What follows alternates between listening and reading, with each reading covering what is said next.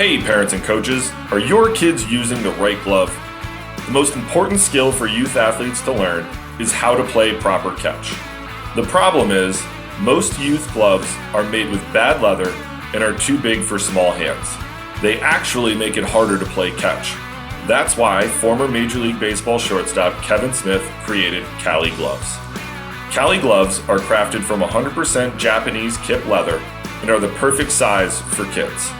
All Cali gloves come with palm slits, finger loops, and elastic wrist lacing that encourage proper hand placement, the right closing patterns, and give kids more confidence to go make plays. Cali gloves even allow parents to break in the glove without stretching out the fit. It's the glove Kevin wishes he had growing up, and the glove all his teammates want for their kids. Visit caligloves.com to learn more and help your kids play better catch. That's Cali Gloves, K-A-L-I gloves.com. Welcome to this week's edition of In the Clubhouse with EMD Baseball. I'm Andy Kirikides, joined by my wonderful co-host, Mr. Keith Glasser. How we doing? Great. How are you? I'm doing good. Today's topic, I'm going to read a tweet here, but our focus today is the one-year transfer rule that seems to be resurfacing due to the transfer portal maybe not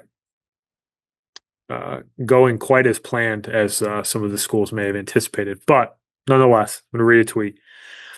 SEC Commissioner Greg Sankey wants college sports to return to a one-time transfer rule.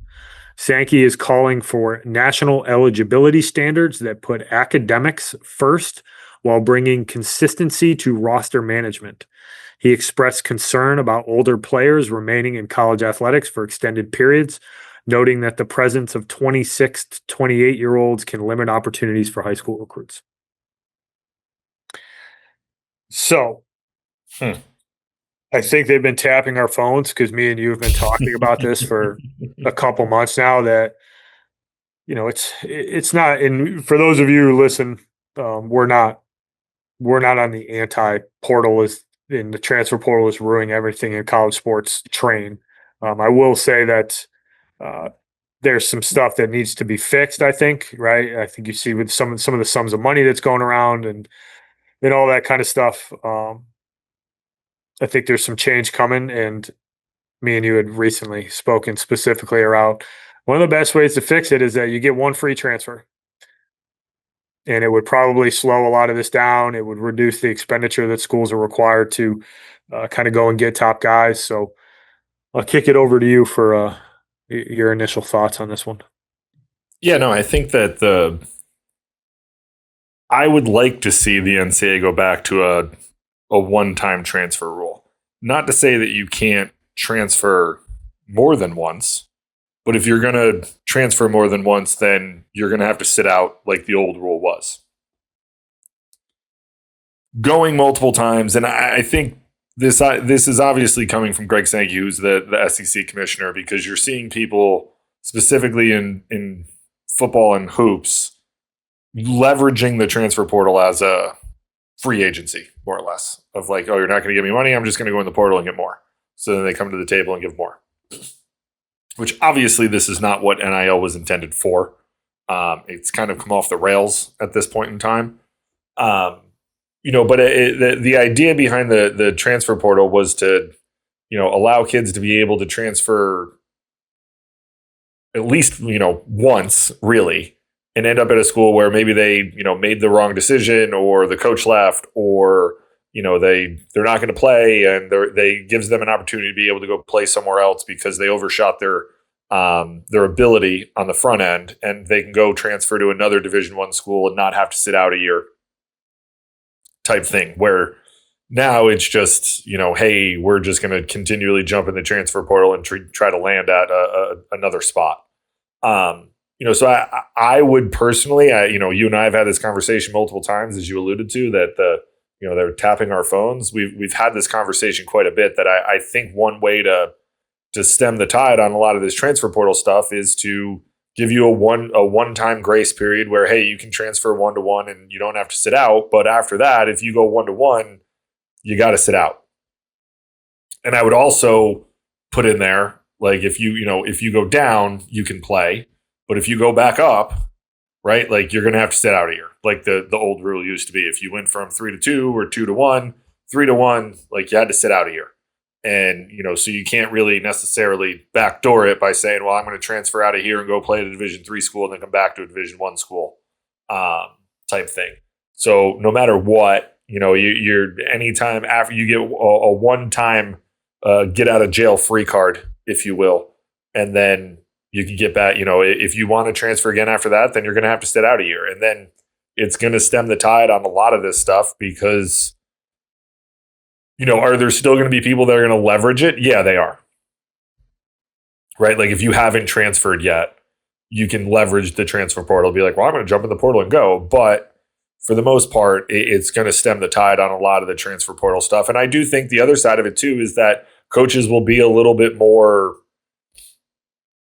heady, a little bit more, they're not going to, it's going to be, they're going to want to make sure that they're doing their due diligence on kids, right? Like you don't want to have a kid come in and then, if right now you can just come in and be like, hey, he's not good enough, jump in the portal, right? Like now it's gonna be like, well, if he comes in, he's got to be one of the 34 and, he might have to sit out another year. And the kid's going to have to weigh that too, right? But I think one of the other ways to tie it too is like if we're going to leverage the transfer portal as free agency, like they're an auto counter to your 34, regardless of whether or not they're a DSA. You know what I mean? Like you're an auto counter towards the 34. That's what it is. So then you like now all of a sudden you have to legit or whatever the number is for the sport. Like they're an auto counter. So now you have to be like, well, that person is going to count for us for at least a year. We have to be smart about whether or not this is a kid we want because we can't just dump him. We can in December if he's not good enough, but like that we're at 33 at that point in time, right? So like I certainly think there's ways that you can go about doing a better job with this, and I think it starts with a 1 year. Like you get one time you can transfer. After that, you got to sit out. If you're the parent of a high school baseball player with college aspirations, you already know the recruiting process can feel overwhelming. Endless showcases, nonstop emails, and big promises with very little clarity. That's why we recommend Diamond College Showcase Camps, the nation's premier academic baseball showcase. At Diamond College Showcases, every college coach in attendance is there with a purpose: to coach, instruct, evaluate, and recruit. Every player is seen, every player is engaged, and every family leaves with a clear understanding of where they truly stand. This is not a mass camp. College coaches run the drills, evaluate every athlete, and provide honest professional feedback that you can trust. Diamond College Showcase camps are built for serious student athletes who value both baseball and academics. If you're looking for transparency, clarity, and a recruiting experience that respects your time and your player's future, Diamond College Showcase is the place to be. To learn more, visit diamondcollegeshowcase.com. Yeah, and I mean, in my mind, like I think a lot of this, Sankey talks about academics, which I think you're kind of talking out of one side of your mouth here, but it's the SEC. I'd be hard pressed to tell me that any of those institutions, even the likes of Vanderbilt, are super concerned with their students going to their athletes going to class consistently with the travel and all that kind of stuff. So that I don't really buy that as much, but I do think that a lot of this is driven by money. And to your point, these kids, the really good players who have the ability to do it are leveraging the portal for as free agency. And what's ultimately happening is that the price of these kids is going up, and they're going, well, we don't, if this keeps happening every year and we still have the same budget, you're going to price yourself out, and it's going to get incredibly costly just to field a competitive roster. So I think there's some of that coming, but I do think that the writing is on the wall with some of these determinations that have come through that, you're getting kids who are getting this extended eligibility, and you're talking about 24, 25-year-old kids. And I just don't think that was ever the core or the heart of what NCAA baseball or NCAA sports is ever really supposed to be about. But I agree with you, right? I think the transfer portal on its surface, when you talk about being able to leverage it one time, I think that's a really good thing for the players, right? And I also think that it doesn't handcuff the coaches to the point where you can't cut a kid, right? Let's be honest. College sports is a privilege. It's not a right. The college coaches have the ability to make decisions of their roster, and you can't zap them of that ability either. But the 1 year transfer rule really gave those kids who either got caught or decided to leave a program, it gave them an out, right? It gave them the ability to transfer to another Division I school when that previously wasn't the case. So I think it's a good step in the right direction if they ultimately implement it. I think it'll reduce the impact that it's had on high school recruiting, although I do think that some of that, the notion that you just don't recruit high school guys specifically in baseball, I think it's a little bit, over, kind of overemphasized. I'm not sure if that's quite the case. Like there's just too much high school baseball that needs to be covered, and those players are really the lifeblood of programs. I think it's more of a mechanism to find guys who are ready to play right away if you lose guys type of thing, more so than it is just creating a full roster of transfers. I don't think that works in baseball, and I don't think you know, it's I just don't think it's as big a problem as people want it to be. But yeah, I think it's a natural next step if you're trying to plug the hole, because it's clearly gone awry. When you're talking about college football players getting $7 million to play, um, these guys are making more than NFL players, and I'm not against these kids getting paid. I do think that it's been a long time coming when you talk about the revenue that's generated by some of these programs on the backs of players that wear that jersey. They should get a cut of it. But this idea that every year turns into free agency at the higher levels of college sports, I think it got out of control. I think it got out of control quicker than everybody thought it was going to. And then with the revenue sharing, what it did is it put a cap on things, right? So, and it made it harder to just outspend people. So now that there's a quasi salary cap in place, I think it became pretty evident this past cycle for football, especially that, well, just like the NFL, like the next best quarterback's going to set the market, whether whether he's Tom Brady or not, he's going to, the next quarterback who goes into free agency is going to make $60 million a year, whether you like it or not. But the difference between college and the NFL is that the NFL's cap goes up every year, and college is just not going to expand that much because the revenues they're not going to jump at that same rate. And I think you're starting to see a little bit of a financial pitch. And I'm not surprised that it's Greg Sankey from the SEC that is the one he wields pretty much all the power in all of college sports, being the commissioner of the SEC. So I hope they follow up on it, right? Like I hope this is a real thing and it's not just, it's not just filler, because I do think it would. I think it would have a pretty immediate impact, and I think it would be good for the athletes. I think it would be good for the programs. I think it would be good for college sports in general. I think everybody across the board benefits from it. Parents, if you've ever felt overwhelmed trying to navigate youth sports, there's a new resource designed just for you, Team Match. Team Match is an online platform built to streamline how families find the right youth sports teams by location, sport, and skill level, all in one place. It also provides a safe, organized space for kids to share their accomplishments, stats, and highlights, while giving coaches and teams a clear way to connect with athletes who are the right fit. Less searching, less stress, more confidence in the process. Youth sports just got simpler for families. This is Team Match. Check it out today at teammatchsports.com. Yeah, without a doubt. Something needs to be done, right? Like it's gotten to be a lot. And again, we're not anti-portal, but I think that we've abused the power of what it was and what NIL was intended for.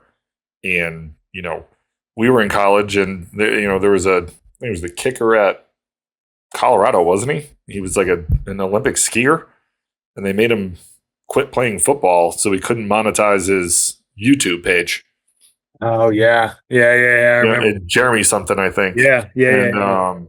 He quit football and was an Olympic skier, and because he couldn't monetize, like that's what it was intended for, not for what's currently happening. The NIL collectives and paying and doing all of these things that are pricing out, all but the haves and the have-nots. So, and I think like if you follow hoops, and I follow college basketball as I'm not a huge follower, but I watch the Foxes. Like that.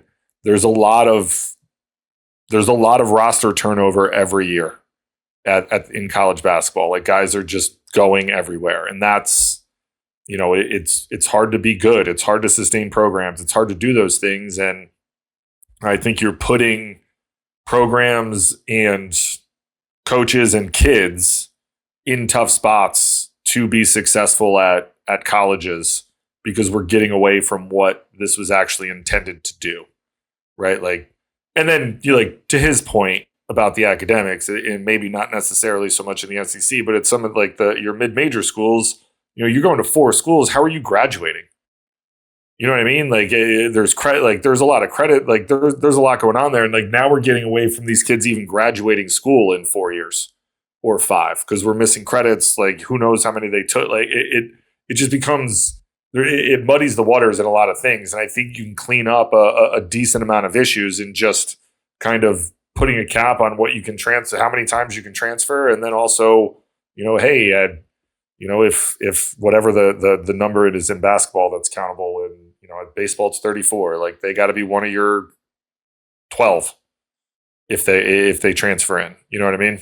So I certainly think that it needs to be discussed, and I hope they revisit it and something does actually happen because it's creating a lot of financial pinches. And you're starting to see some high-end Power 4 conference schools that are saying that like it's getting tight from a money standpoint, and if they're starting to feel it,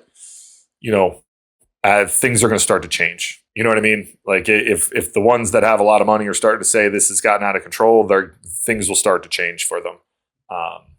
But I saw a thing about Louisville today. Rutgers recently came out and said they were down like $70 million in their athletic budget. And that's, you're traveling to the West Coast and stuff, but still, like it's not a sustainable model. No, and I saw Alabama's numbers come out, and you basically only have 3 programs in the whole athletic department that are operating in a surplus. Yeah, and yeah, I think there is a little bit of a pinch here financially. But you bring up, I want to hammer this home one so that I don't get like sued by Greg Sankey or something. But the academic piece, right? I made a kind of a joke about SEC and attending classes, but you bring up probably the more valid academic portion of this is that when you start transferring a bunch, you lose a lot of credits and it becomes very difficult to graduate on time, never mind stay eligible. And I do think that is a part of the issue, right? It's really that simple. Well, yeah, your progress towards your degree is taking a hit. Yep. So it's, and I do think there's ways they schools get around it where they're like, there's just constantly summer class, winter class, all those things. But like, that's also not doing a service to the kids either. Like you're just constantly in school 24/7, 365 while also playing. And in some regards, like that's the model that's been created, right? If at those schools, if you're getting paid that amount of money, like you're pretty much a professional. So you're going to be expected to be there 24/7, 365, working on your game, getting bigger, faster, stronger, and going to class. That's kind of the trade-off. But is that positive moving forward for everybody? And I just don't think it's a sustainable model, if you want my honest answer.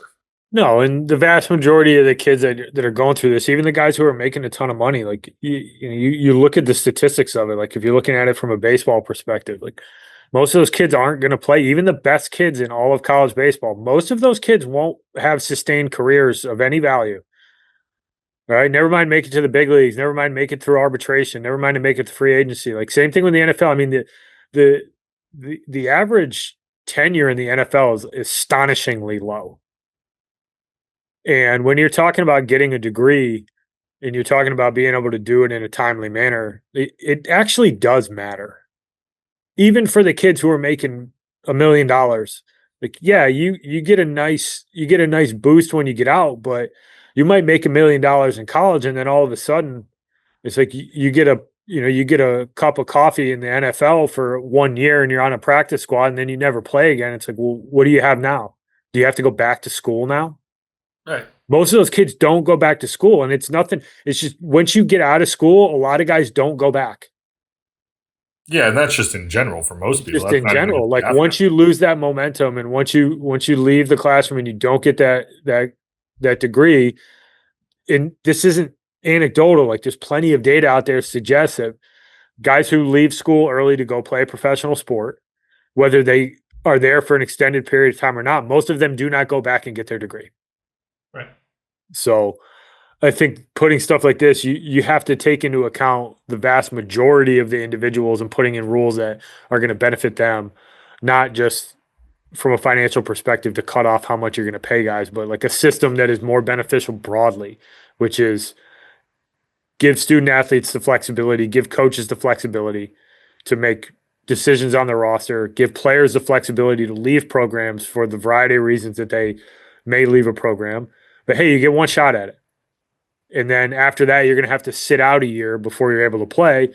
You'll think longer. You'll think harder. You'll make a better decision on the front end, most likely. I just think it's.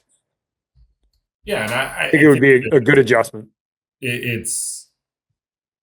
I don't think it can be lost on anyone while having it. Like since we're having this conversation, and very briefly, but the amount of good coaches that have left coaching.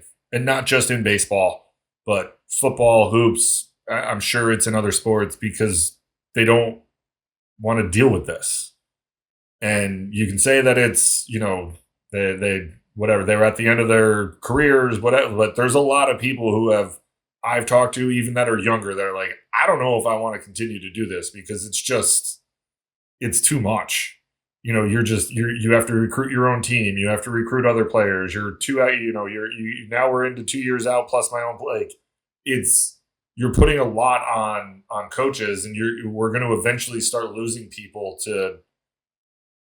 out of the sports because it's like this model is just unsustainable. And listen, I'll give us credit for trying. I will give us credit for trying and seeing what we could do. But I think that it's become readily apparent that there needs to be parameters put on what's going on so that we can keep kids in college, for 4 or 5 years. We can get kids degrees. We're not transferring 15 times. Like, I do agree that kids should get paid based off of the revenue that they're generating. Like, yeah, I'm all in on that. But there's got to be some semblance of a cap in what we're doing so that this is a more sustainable model for college athletics. Well said. I don't have the answers, but I'm happy to, jump on a Zoom with the NCAA to help out. Maybe I can bat around some individuals past at the Division III level. I'll sneak it in. All right. Anything else you want to add there, Coach? Nope. All right. Well, thank you, everybody. I hope you enjoyed the banter. Hopefully we'll get the 1-year transfer rule put in place. I think it'll be good for everybody. Thanks for listening, everybody. Talk to you next week. Thank you for listening this week. If you're watching on YouTube, go ahead and hit that subscribe button and smash that like button for us. Check us out on Apple Podcasts, Google Podcasts, as well as Spotify. You can follow us on Twitter and Instagram at EMD Baseball. If you want to find out what me and Keith do to help families and players navigate the recruiting process, go ahead and check us out on emdbaseball.com. Take a few minutes to check out our new online academy. I promise you'll get some good information out of that. Thanks again for listening. Check in with you next week.